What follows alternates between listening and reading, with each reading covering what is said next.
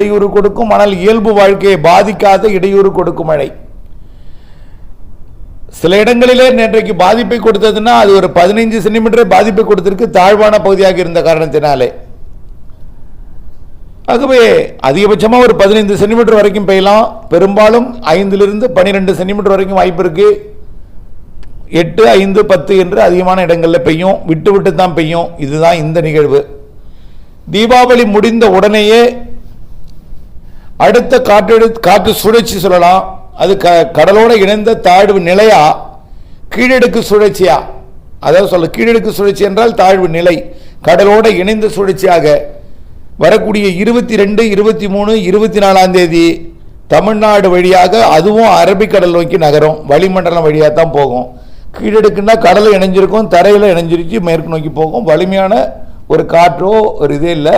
அதுவும் இதே போல தான் விட்டு விட்டு மழை, அவ்வப்பொழுது மழை, ஆங்காங்கே மழை, காற்று குவிதல் மாறி மாறி மாறி மாறி மணிக்கு மணி நாளுக்கு நாள் அதிகமான மழைப்பொழிவை இடம்பெயர்ந்து கொண்டே இருக்கும். எல்லா மாவட்டங்களுக்கும் உண்டு. இதுவரை மழை பெய்யாத பகுதிகளுக்கும் அங்கேயும் உண்டு, எல்லா இடத்துக்கும் உண்டு. திரும்ப திரும்ப தான் சொல்றேன். ஓகே, அது 22, 23, 24. 24ஆம் தேதி இது மழைப்பொழிவை கொடுத்த அரபிக்கடலுக்கு போன உடனே பின்னாடியே அடுத்த நிகழ்வு வந்துடும்.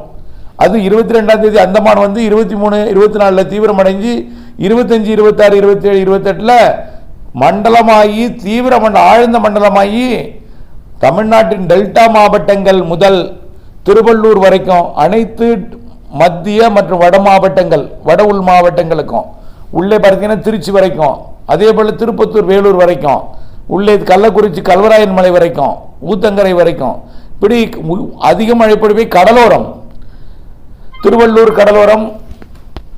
ஆக வரக்கூடிய 25 அடுத்த நிகழ்வு மழைப்பொழிவை தொடக்கி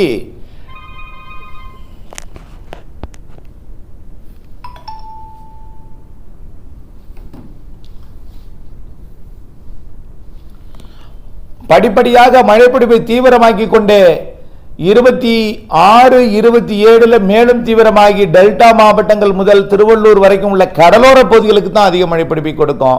டெல்டாவிலையும் வடக்கு டெல்டா மயிலாடுதுறையிலிருந்து அதிக மழை இருக்கும். மயிலாடுதுறையை விட கடலூர் கூடுதலாக இருக்கும்.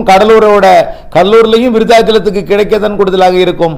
கடலூரை விட புதுச்சேரி கூடுதலாகவும், கடலூரிலையும் பரங்கிப்பேட்டை விட கடலூருக்கு கூடுதலாகவும், கடலூர் மாவட்டத்தை விட விழுப்புரம் மாவட்டத்திற்கும் புதுச்சேரியும் கூடுதலாகவும், விழுப்புரத்தை விட செங்கல்பட்டு கூடுதலாகவும், செங்கல்பட்டை விட சென்னைக்கும் திருவள்ளூருக்கும் அதிக மழைப்பொழிவை கொடுக்கும். வரக்கூடிய 27, 28 தேதிகளில் மிக நெருக்கமாக நகர்ந்து கடக்காது, இங்கே தமிழ்நாட்டில் கடக்காது, ஆனால் கடக்க வாய்ப்பு இருக்காது. அப்படின்னா அது புயலா மாறாது.